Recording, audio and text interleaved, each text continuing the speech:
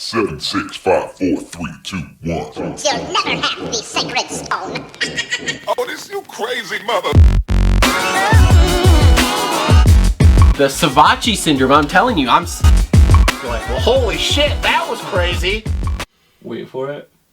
Thick and slick.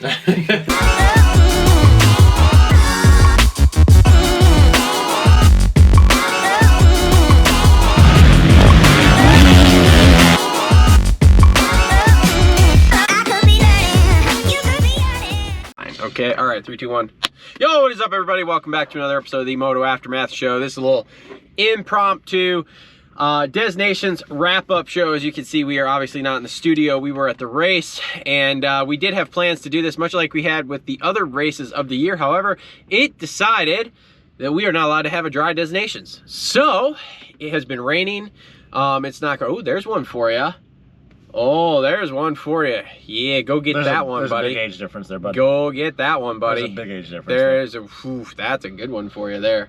I'm gonna punch you right in the... I'm gonna punch you right in the fucking throat. Woo, buddy. Anyway, yeah, no, Mother Nature decided we could not have a dry Des Nations, so here we sit in the truck trying not to get wet, trying to dry off from the rain we did get all effing day. So, yeah, we are just, I think, going to recap kind of our weekend here at Des Nations, and kind of just talk about, we have like next to no idea about results. We have next to no idea who finished where. So please pardon our what's the word I'm looking for? Lack of knowledge. Lack of knowledge here. I only know who got on the box in each one, or in the classifications, and who won each division. That's all I know. Yep, pretty much. So let's just start off with the 10-year drought is finally over. Team USA pulled it off. Weird way too. Only winning one moto. Only winning one moto. Tomac came out that first moto and just put the stomp into everybody, which was cool. And then from there on out, we just kind of did what we had to do. Justin Cooper. Not the weak link, apparently. Not the wink. Dude, I mean, our worst finish was an 8th, wasn't it? Yeah, that was the first moto. Yeah, which was him. I mean, dude, he was catching Sexton and all them in the second Which we moto. literally said, all we need out of him is one top 10 finish and Sexton and Eli to go do what they do, and we were fine. And we would have been fine even without that. So, yeah. I mean, it was by far and away the best Team USA team I've seen in years and years here. And they pulled it off. They actually pulled it off in the mud. The first moto was very ironic because Eli actually lapped Koldenoff. And I don't know if he went down or just got a bad start. Again, we have not watched the broadcast. We're literally sitting in the parking lot waiting for traffic to clear here. So I don't really know exactly what happened with Koldenoff. I think it went down the first lap. But it wasn't like when he went down his second moto, but yeah, he lapped him. So just the most ironic of irony there. And like I said, that first moto J Coop rode super good for an 8th place there, second in the MX2 qualification essentially in that race, only to Hunter. So that was really, really good. Then we go to the second race. We have J Coop and Sexton solid. Was he second? Off the line? No, was he second over, like, they get second in the race? Yes. Solid Yep, second place Guadagnini. finish. Yep. Got around Guadagnini. Finished second to Jet. Yeah. Jet. We'll get to Jet in a minute here. And that was pretty much Sexton's rap sheet all weekend. Second place. Yeah, I mean, he went down. He was leading the qualifier. Went down with a lap to go. Knifed it up top after the off camber. Dylan got around him. Kind of got robbed of a really good battle in that moto because of a lapper, but whatever. And then, yeah, I don't think you asked me the question, do you think he's going to be happy without winning a moto?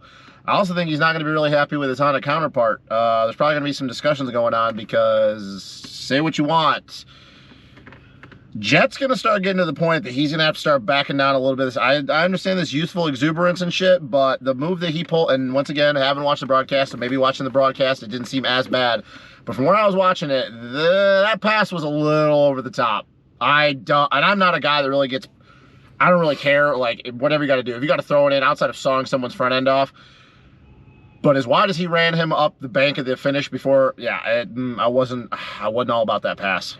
And Jay Coop, that second moto of his, super Yeah, he was good catching too. Guadagnini and Sexton. Yeah, so fourth, right? Fourth, yeah. Yep. And just super good, great start, top 5 start there in that second moto, and yeah, was definitely catching at third place. Didn't quite make the pass happen, but he was definitely running up there. So like I said, the weakest link of the team. Did everything he needed to do and more here to help today. Then we get to the final moto, the MX GP class and the MX Open class, and Sexton gets another good start. Dylan's out front and kind of walking away. Yep, and Sexton gets another good start, running third. And Tomac was kind of buried. He was 12th on the first something lap. like that, 11th, 12th. Yep. Something like that. And yeah, he basically, Oh boy. Why is the door locked? What? Oh my God. Sorry guys. I don't know why the door's locked. This is weird. I can't imagine. I really don't. I like looked at it, I was like, why is, I don't even know. Oh, well, this is weird. Anyway, yeah, so yeah, last moto there. Yeah, Sexton got a good start. Was running third, or started second. He was third behind Dylan and Maxime. Yes, and then yeah, and ran right there all moto, and then Jet got him sometime after the midway point. Yeah, he ran him wide before the bottom of launch pad. Yep. So and that was pretty much all she wrote. So I mean, for Sexton, I mark it down as a solid day because he didn't hit the deck. Which would have been very easy for him today. It was slick. It was super wet out there. I think he was a little pumped up. I think he let the emotions get a little bit heavy, and I think he went a little tense. I think he was pushing a little bit too hard, and he was searching for lines in that last moto where he had not tried those lines the entire day or entire weekend for that fact. And I understand there was a lot of times where when they got into lappers, everybody was bunched up, so he was trying not to follow, but it's like, his line selection was not great, and I think that I think let the moment get to him a little too much. Like, he rode good, but that's not really the Sexton we were accustomed to seeing all summer. Which makes sense. First Destinations. First Destinations, yeah. It's at home. I mean, it was also Jet's first Destinations, so that's not really yeah, but Jet doesn't feel pressure.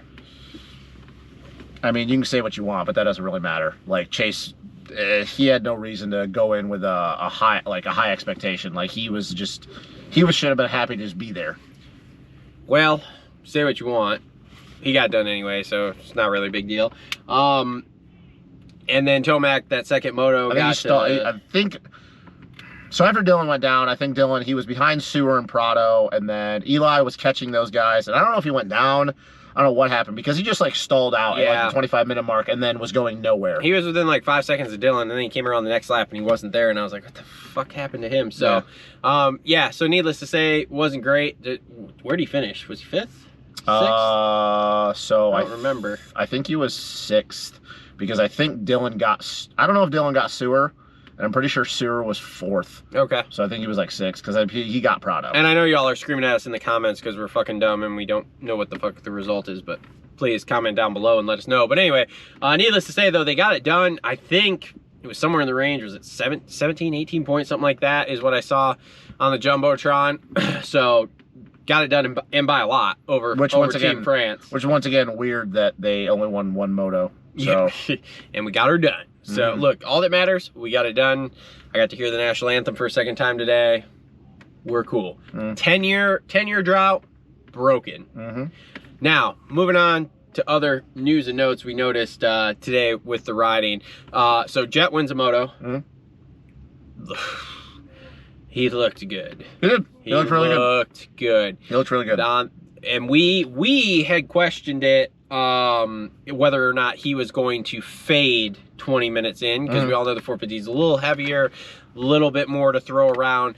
He didn't fade. No. And especially that first moto. He kept pushing forward. He went and did his thing. So that was very, very impressive there to see him ride that. It bodes well for going outdoors next year. Now, granted, then we have a whole series and we're coming off Supercross and all that stuff, but it bodes well. I think he's gonna have a great career in the 450 class. We'll see. We'll find out. Renault won that last moto. Yeah, after Dylan went down, I mean, he had a lot of pressure that for a good, I don't know, 15, 18 minutes. And Jet couldn't make anything happen with him. I mean, Nope. Renault was just solid the whole way. That's kind of like Renault's thing, man. Once he gets a lead, he's kind of like the way Prado is with the lead. Like, outside of him making a mistake, it's really hard to make something happen with him because he's one of those guys that when he gets locked into line selection and he gets comfortable with him, he doesn't stray away from him. He doesn't even run down that road of picking different lines because he knows it's working. And that's the thing is guys, if you're not making up time on him, they start searching and he's just lap after lap after lap. And even when Jet closed on him, Renault started doing a couple different things coming down the off camber and before launch pad. Like, he was manualing all the way down the off camber and then setting it down right at the bottom. And then launch pad, I noticed that he was actually doubling down into the middle and popping up over the braking bumps. And I mean, you know, Jet, he didn't get the start that he wanted, but he had enough time. And I was sitting there going, is he going to get him? I mean, Renault was solid, but he couldn't make it happen. And yeah, and I think Renault actually did the leap like, what was it? I think it was like 5-6 laps in, and I think he just did it with the rest of the moto. And that was another key thing because a lot of those guys weren't getting over the leap consistently every lap. Mm-hmm. Who else we want to talk about Gertz. here? Gertz had a great ride that first moto. Yep. I mean, he ride. made Eli work for it that He first made moto. him work hard for it, and he won that qualifying moto yesterday, which was impressive. You know, you talk about Jet. You know, that's Gertz also first big race on a 450. You know, he's not as young as Jet, but that's another kid you look at. You go, dude, if you can go out in that bodes well for his 450 career as well. And he doesn't even have to go to the 450 till another year. So 100%. Yep. So, who else? Our boy Hardy Munoz. Hardy fucking Munoz. Weekend of his life. I don't get it. I don't understand either. I don't either. I'm that a qualifier. big Hardy Munoz fan. Oh man, we're gonna be sporting that dude. I don't understand it though. I mean, qualifier from the qualifier, getting a top 5 start, running 5th for probably a good 4 or 5 laps. I can't remember what he did in the first moto, but then the second moto, he's running like 6th. I mean, he's ahead of Marv, he's ahead of Hunter, he's ahead of a Dymo, Langenfelder, all of them.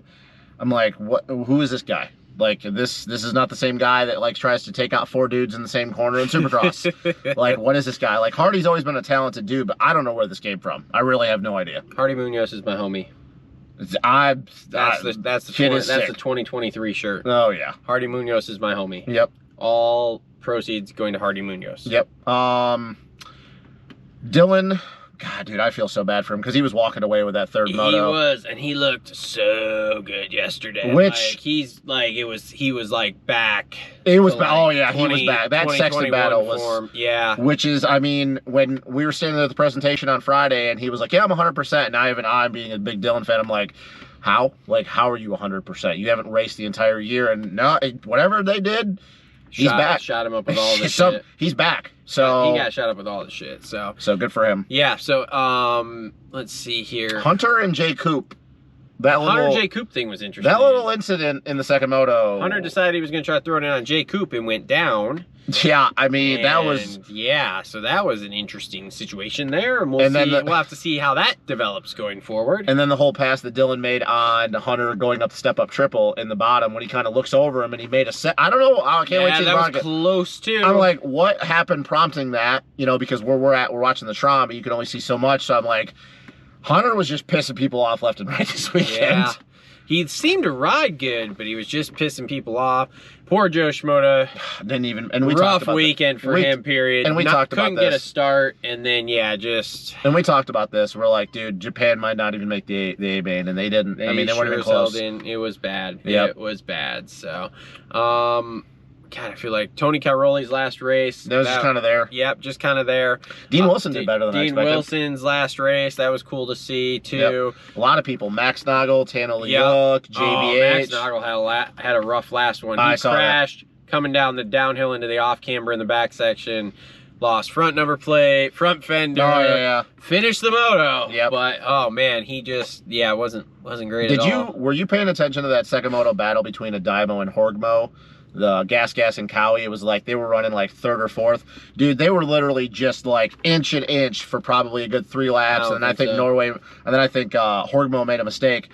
But yeah, I mean, there were a lot of little battles going on. A lot of it was from the MX2 guys. I mean, there was a point, Kai de Wolf, Kai de Wolf, whole first moto. Rough weekend for with him, no too. goggles. Whole first moto, no goggles. Bike locks up at the end of the moto yesterday. Like, it was just not a great weekend for him. No, I mean, he finished well that first moto, but yeah, having to do with a whole with no goggles, was terrible. Yep. Let's see here. Who else do we got? I'm just trying to run through my head here because, like I said, we're just literally doing this here. Sewer had a good moto. The track. Sewer had a good moto. Yep. Marv had shit starts. Poor Marv. I said to you and Tom, I was like, dude, Marv comes out of retirement. Yep. Not riding all summer, rides one national that's 110 fucking degrees, hottest national of the year, and then comes and rides a mud race. Like, fuck, talk about sucks ass. Yep. Like, fuck. We touched on the Coldenhoff thing, though. He had a sketchy moment, though. Dude, I was not happy with the smoke bombs going off at the beginning of that third moto. Yeah, that was an interesting And that was part of the reason what situation. happened is Coldenhoff checked up and the dude behind him couldn't see. Yeah. And Coldenhoff almost got landed on, so that's just ridiculous. I mean, I said this to one of our buddies. I'm like, I'm all having fun, pageantry or whatever, but don't be rolling smoke bombs in the middle of a moto. Yeah. Like, that's just common fucking sense. Yep. There was, yeah, I mean, I don't know. It was a weird day, partly because of the track conditions. If we would have had the conditions we had on Saturday, I'm not saying a lot would be different, but I do have a feeling that some of the stuff that we saw today wouldn't have happened. Not to say that nobody was riding bad or anything, but there was a lot of elements today, and it would rain, it would stop, it got sunny for 3 seconds, then it would rain, it would stop, it get sunny. It was so hypothetical. Weird. So hypothetical, and we don't know, and that's basically why it is. Say the track conditions stay the way that they did today as they did yesterday. So just dry, breaking down, ruts keep getting deeper. I'm not saying as far as like us winning. I'm saying just to, like, with the stuff that was happening, do you think some of the things would have been different? I don't know. This is such a weird race all the time. Such a weird race all the time. So it's like weird shit happens. A la the weather. Yeah. A la, you know, because it makes you wonder, people getting weird finishes. Does Japan get in and then Joe, who we thought was probably going to win the two, and be like, maybe pull not an RV, but like, oh, like go out and fucking, you know, be like the really top 250 guy. So it makes you wonder, is like, you know, would I don't know. It's one of those things that you start thinking about how the way the qualifiers went on Saturday, and then if it would have stayed that way.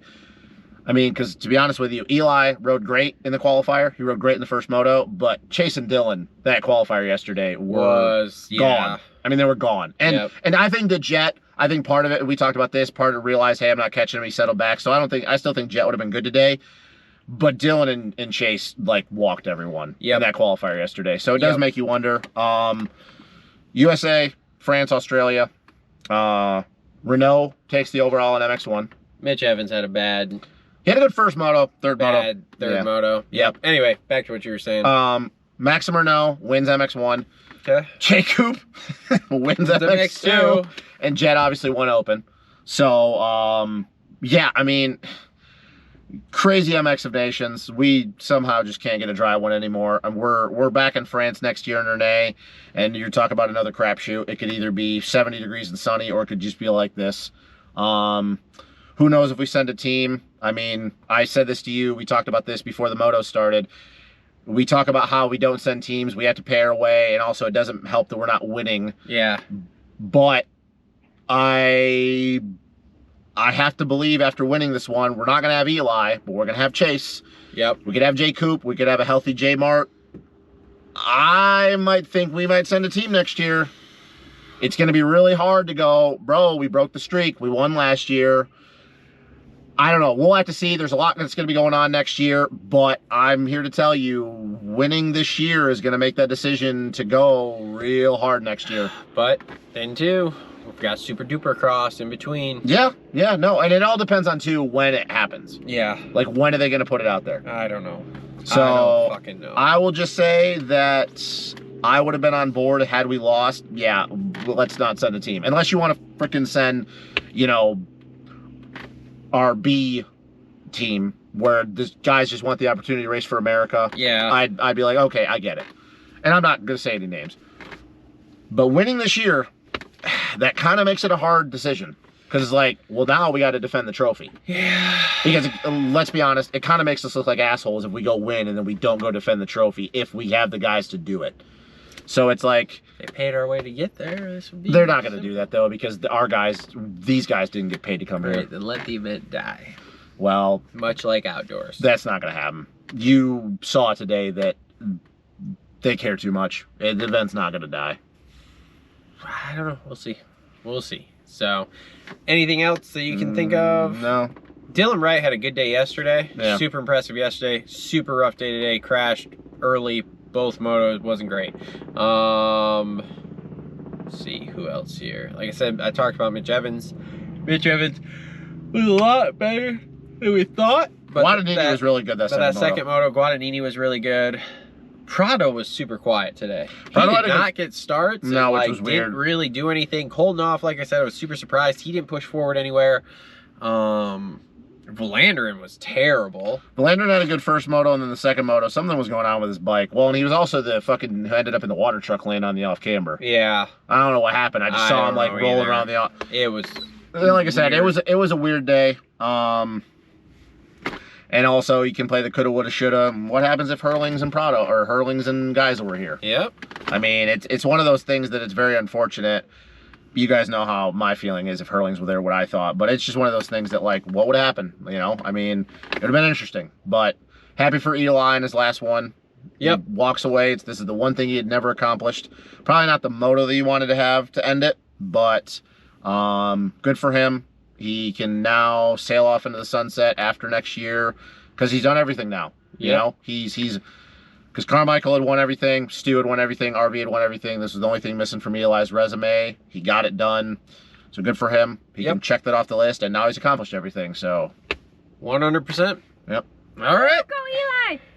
All right. Well, that wraps up another episode of the Moto Aftermath Show. Thanks to our sponsors. Links in the description below for them. We will be back in a couple of weeks to talk some World Supercross here after that first round and see what the hell happens there, because who knows at this point. And thanks everybody for tuning in. See y'all on the next one.